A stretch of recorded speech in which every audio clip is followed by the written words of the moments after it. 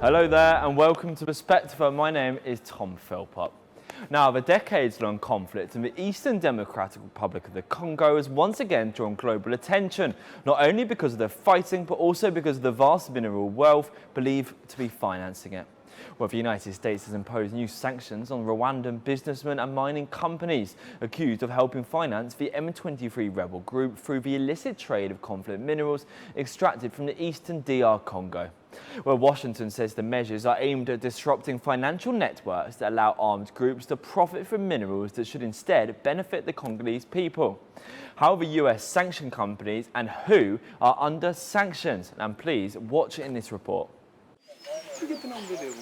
For more than 3 decades, the eastern region of the Democratic Republic of the Congo has been trapped in a relentless cycle of violence and instability. Yet, this is not merely a war over politics or territory. It is a war fueled by immense wealth. Deep beneath the DRC's soil lie some of the planet's most valuable critical minerals: coltan, gold, tin, and tungsten. These resources are the silent heartbeats of our modern world, essential for manufacturing everything from the smartphones in our pockets to laptops and electric vehicle batteries. Tragically, instead of lifting the Congolese people out of poverty, this geological jackpot has become their ultimate curse. They are known globally as conflict minerals because the millions of dollars generated from their illicit extraction are directly used to buy heavy weaponry, pay insurgent fighters, and sustain a bloody war. The mechanics of this illicit trade are brutal. Heavily armed rebel groups, most notably the notorious M23 insurgency, violently seize control of strategic mining villages. They force local artisanal miners to work under hazardous conditions and levy illegal taxes on every gram of mineral extracted. International watchdogs and United Nations experts have repeatedly documented that these looted minerals are systematically smuggled across the border into neighboring Rwanda. Once there, they are laundered into legitimate regional supply chains before entering the global marketplace. In a decisive bid to disrupt this pipeline, the United States Treasury Department recently leveled heavy economic sanctions against 2 prominent Rwandan businessmen and 4 mining entities accused of financing the M23 by laundering these conflict resources. While the Congolese government welcomed the US restrictions as a long-awaited validation of their sovereign rights, the Rwandan government in Kigali strongly fired back, branding the sanctions unfair, politically motivated, and counterproductive to regional peace agreements. As the geopolitical blame game intensifies, a glaring spotlight falls upon major tech conglomerates and multinational corporations. Despite international protocols, the reality remains that as long as loopholes exist in global supply chains, tech companies run the risk of inadvertently buying blood-stained minerals. Experts warn that without rigorous, uncompromised traceability standards from the mine to the factory floor, starving these armed groups of their financial lifeline will remain an uphill battle.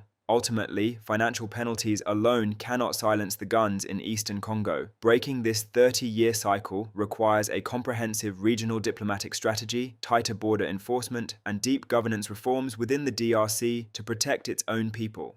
As global demand for green technology and electronics continues to skyrocket, consumers must confront our uncomfortable reality. Our digital progress shouldn't be paid for with Congolese blood. Financial sanctions are a critical first step, but lasting peace will only come when the DRC's vast natural wealth is used to build its communities, rather than tear them apart. Now, according to the US Treasury Department, revenues generated from illegally traded minerals are being used to purchase weapons, pay fighters, and sustain an insurgency that has already displaced millions of people and created one of the world's worst humanitarian crises. Well, at the center of the conflict are some of the world's most valuable minerals like coltan, tin, and gold. These are resources essential for manufacturing smartphones, computers, electric vehicle batteries, and other modern technologies. Now, analysts say that control over these minerals has become one of the primary drivers of violence in eastern Congo for more than 3 decades. The sanctions target 2 Rwandan businessmen and 4 Rwandan-based companies allegedly linked to refining and exporting minerals originating from rebel-controlled areas of the Democratic Republic of the Congo. Now, Rwanda has strongly rejected the allegations, calling the sanctions unfair and politically motivated. Kigali insists it neither supports the M23 rebel group nor participates in the illegal mineral trade, arguing that sanctions alone cannot resolve this conflict. However, the United Nations experts and international watchdog organizations have repeatedly reported that minerals extracted from eastern Congo are smuggled across the border into regional supply chains before entering the global markets. The Congolese government has welcomed the US sanctions, saying they validate long-standing accusations that the country's natural resources have been exploited to finance the conflict. Kinshasa argues that ending illicit mineral trafficking is essential not only for restoring peace but also for ensuring that Congo's mineral wealth contributes to national development rather than war. The M23 rebels, meanwhile, deny profiting from mineral exports, claiming local miners operate independently, while their forces merely provide security in areas under their control. Now, experts caution that while sanctions may disrupt parts of the illicit trade, they are unlikely to end the violence on their own. They argue that lasting peace will require stronger regional cooperation, improved governance, greater transparency in global mineral supply chains, and a meaningful investment in the communities most affected by the conflict for decades. As demand for minerals continues to grow worldwide, the crisis in the eastern DR Congo highlights the complex link between natural resources, geopolitical interests and armed conflict, raising serious questions about who ultimately benefits from the minerals powering the global economy.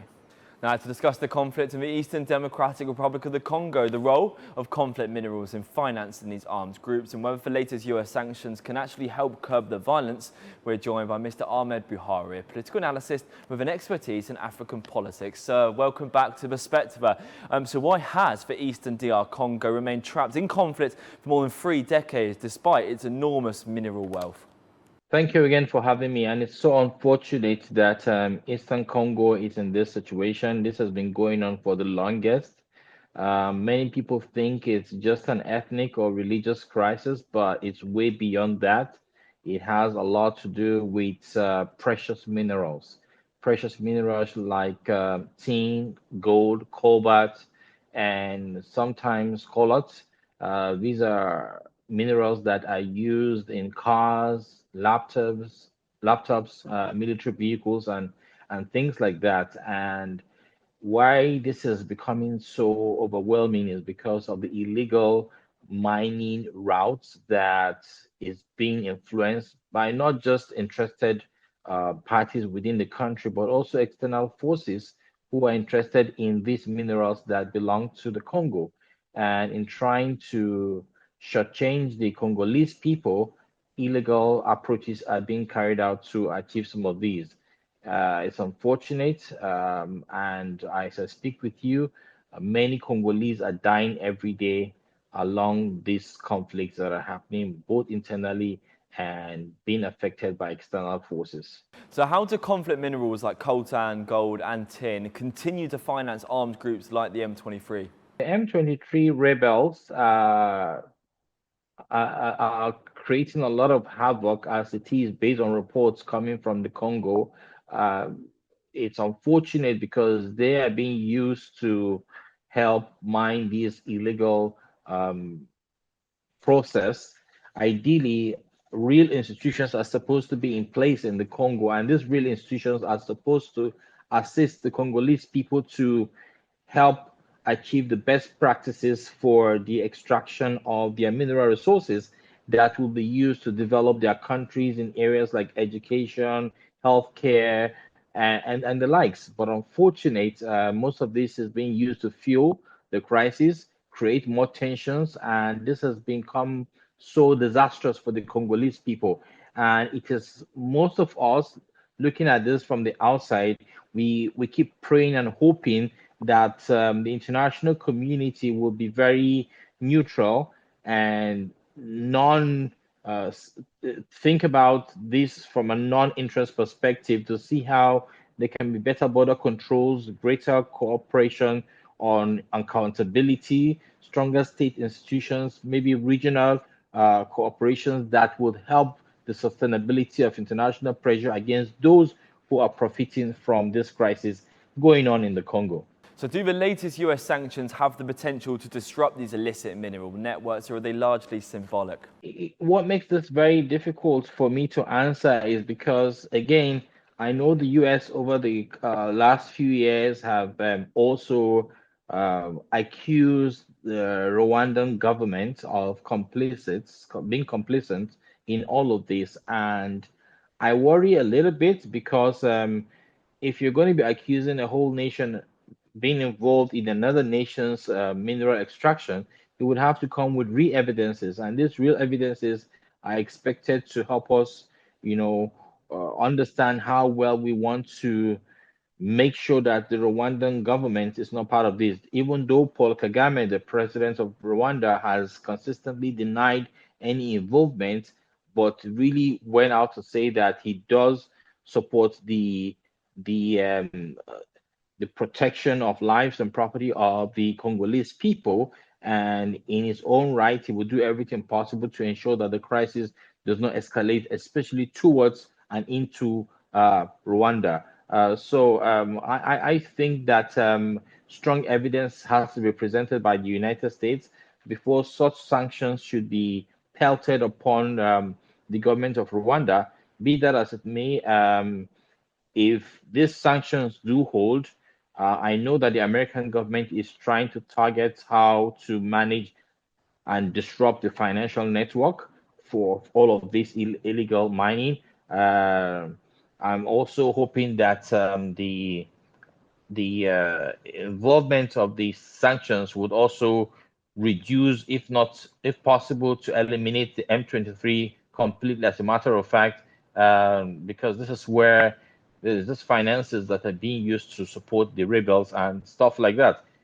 Break the chain of financial networks and see that to a large extent, the entire framework of all of this illegal mining that is going on in Congo is being stopped. But like I keep telling you, Onzila, to a very large extent, we all know that unfortunately, the international community benefits from all of these mineral resources. You and I know that as much as the Congo is the maybe wealthiest mineral, has the wealthiest or the biggest deposit of some of the world's most sought after minerals today, the people are maybe arguably the poorest in the world.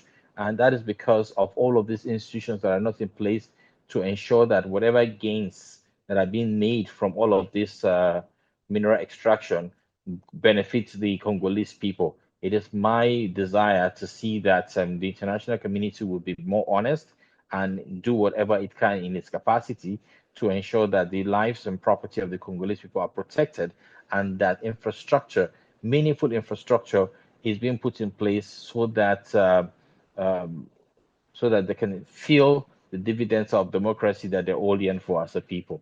Well, it's clear that Rwanda has rejected the allegations against it. How strong is the evidence linking cross-border mineral trade to this ongoing conflict?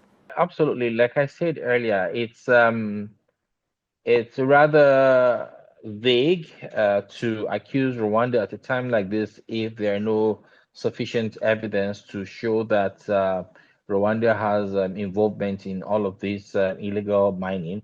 The Rwanda president has come out a couple of times to deny any form of association with M23 rebels in Congo and calls for strong international interference and involvement to ensure that the M23 rebels are not supported around the support of illegal mining. But when we talk about all of this, we do know that whatever is being mined with regards to minerals in Rwanda and Congo is not used by the Congolese people. It is used by the international community. It is used by big corporations across the world, most of them in the United States, which is why there are strong calls that the international community must come back and ask for proper border controls, greater corporate accountability, stronger state institutions, regional cooperation, and hopefully a sustained international pressure against those that profit from this illicit trade. Um, its involvement, especially when the sanctions come in my opinion, would disrupt the financial network. And if this financial network is disrupted, rebel groups like M23 will not have the strong capacity it currently has when it comes to acquiring strong strategies to continue destabilizing the people, or even to acquire the kind of ammunition that they use to destroy the people and the country itself. I hope that this involvement of the United States and the international community will be honest so that it can break the chain of financial networks across the profits that comes from the trade of this illicit that comes from the illicit venture of mining these minerals. What role do international supply chains and multinational companies play in ensuring that conflict minerals do not reach the global markets? Again, I think I mentioned a couple of them, but I will go back and mention some of those things that I think that the international community's involvement can help the Congolese people, especially at a time like this. If there's honesty, if there's commitment, and if there is forthrightness, especially from the international community towards the the stop of these illicit trade, I believe that we can have a better Congo. But we cannot lie to ourselves that the reason why the conflict is continuing is because there is funding that is coming towards to the rebels, the M23 rebels, and it is with those fundings that they're using to disrupt the lives and property of the Congolese people. So what happens in Africa is when an area is seen to have minerals, rich mineral resources, conflicts erupt because ideally, when you find minerals, it belongs to the states, it belongs to the government, and the government is supposed to use the profit from those minerals to sustain, to support, to build the people, whether socially, morally, infrastructurally, and otherwise. But because of corruption, many governments would rather see that conflict erupts. Sometimes it is being in connivance with the actual government in the country. Sometimes the governments in the countries are overwhelmed because international community or international interest groups come in to help in the stealing of these mineral resources, avoiding accountability. Which is why I would say that one of the things that can help the Congolese people with the support of the international community is either with stronger border controls, greater corporate accountability. It will be very, very difficult for the M23 rebels to sustain their illegal activities. Well, how important are these minerals to the global technology and electric vehicle industries? And how does rising demand make the conflict more difficult to resolve? Sanctions alone cannot solve those problems at this stage because, regardless of the sanctions are only going to suffer the people. I mean, the people are already in the worst of states.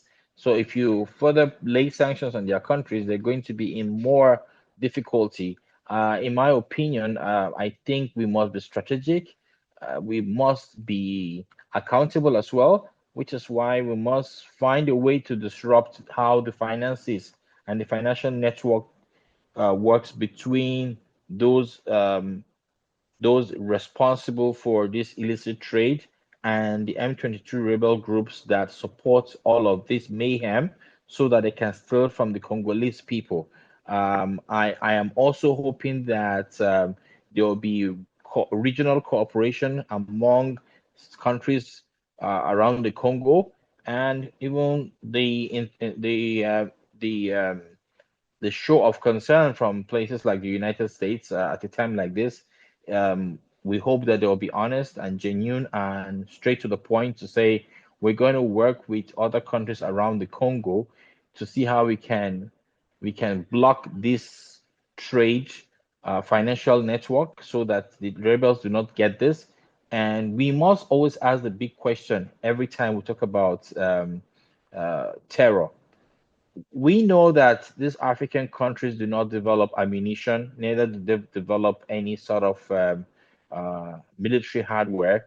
These military hardware that are being sourced from Europe and the United States, which is why I keep saying to a large extent, if the honesty from the international community, the European Union, the American state itself, if they will be honest about how they allow the proliferation of illegal arms coming to Africa, to a large extent, the rebel groups will not have anything to use to fight. I am hopeful that those are going to be the kind of conversations we'll be having. And if indeed Rwanda is involved, We would like to have very clear evidences that indict Rwanda so that we will know how to address the situation from the international court so that we can put a restraint on Rwanda and ensure that the good people of Congo in their lifetime experience freedom. So what responsibility do neighbouring countries share in preventing the smuggling of minerals from the eastern DR Congo? If all the countries around the Eastern Democratic Republic of Congo are honest, if they are accountable, if they truly love Africa and especially Congo, they would help to see that no rebel groups are able to come out of Congo. Neither are they going to be responsible for the support of rebel groups who are intending to go into the Congo to create more instability. It is also of my opinion that at a time like this, you will see that to a large extent, the neighboring countries would have a sort of alliance to work together to ensure that they create a window of the disruption of the financial network and the proliferation of illegal arms that go into that country to support the rebel groups and all of the other groups of people that are interested in stealing the natural resources embedded in the earth of the Congolese people. I am very certain that once this regional cooperation is closely knitted with a deliberate plan, they may not need any external forces to come in to support them. They, I believe, they will be able to squash the M23, support the Congolese people, and everybody can get an opportunity to live in peace. And sir, how has the conflict affected civilians living in the eastern Congo, especially in terms of displacement, poverty, and also for human rights? A couple of years ago, when all of this started, we had a lot of internally displaced persons living in IDP camps. As I speak with you right now, the situation is so dire that those IDP camps are not functional anymore because government institutions cannot support them. Um, Unconfirmed records has that over 30, 40 million Congolese have been displaced, and this is a humanitarian disaster. And you expect that the conversation is even broader than how it is right now. I'm expecting that the international community, the United Nations, would definitely at a time like this rise up to see that the people of Congo are truly, like I said earlier, free from all of this mayhem. Well, what steps should the Congolese government take to regain control over this mineral-rich region and ensure the resource wealth actually benefits the people there? It's putting the right things in place. Put proper border control so that nothing comes in and goes out without your knowledge as a government. So stronger institutions, greater corporate accountability. I mean, if you have a president in Congo, he has to be accountable, he has to be honest, he has to have open books. It doesn't have to be about him as an individual, but rather as the institution, because anytime one person is greater than the institution, then you will have dysfunctionality. We must, as Africans, come back to the drawing board and understand that only the restoration of our systems as it concerns our institutions, that's the only way we can function as a people. We must understand that ministers, governors, presidents, and even very wealthy people in our societies cannot be seen to be bigger than the institutions. The institutions must stand tall, stand strong. They must be equipped, they must be independent, so that whoever comes around must be subjected to the rules and regulations and the laws of the country as it concerns the institutions.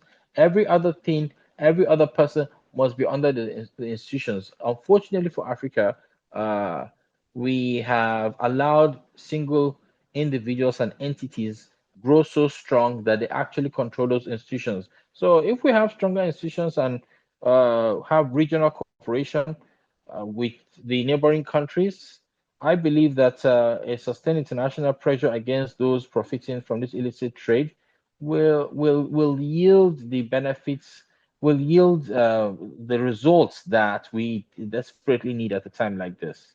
How effective have the United Nations and African regional organisations been in addressing the conflict and the illegal mineral trade? I'm not gonna sit down here and throw the United Nations under the bus, but the United Nations, as I used to know it growing up as a young child, seems to have lost its value. It seems to have lost its strength, direction, and independence. Now we see a United Nations that is almost fully submissive to certain individuals or certain countries around the world, which makes it unable to dish out its responsibility along the lines of accountability, transparency, and efficiency. Now, this is really affecting the African continent, but we cannot shy away from the fact that it's also affecting other parts of the world. I'm going to keep insisting that for global peace, unity, progress, and accountability, we must have strong institutions that will stand on their own without the influence of certain individual countries or individuals, as a matter of fact, and see how we can build a generation of people that will prepare a better place for the next generations. So could stricter international regulation and traceability of mineral supply chains help reduce funding for armed groups? And if so, just how? Yeah, I mean, we all know that there's always a giver and there is a taker. So if I have something illegal to sell and I do not find a buyer, I'm out of business, right?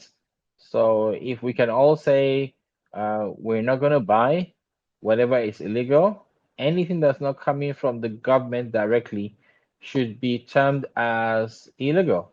And it's expected that from countries around the world or interest groups around the world, businessmen and the likes, would reject any minerals that are coming from the Congo that are not coming directly from the government's institutions that are responsible for such transactions.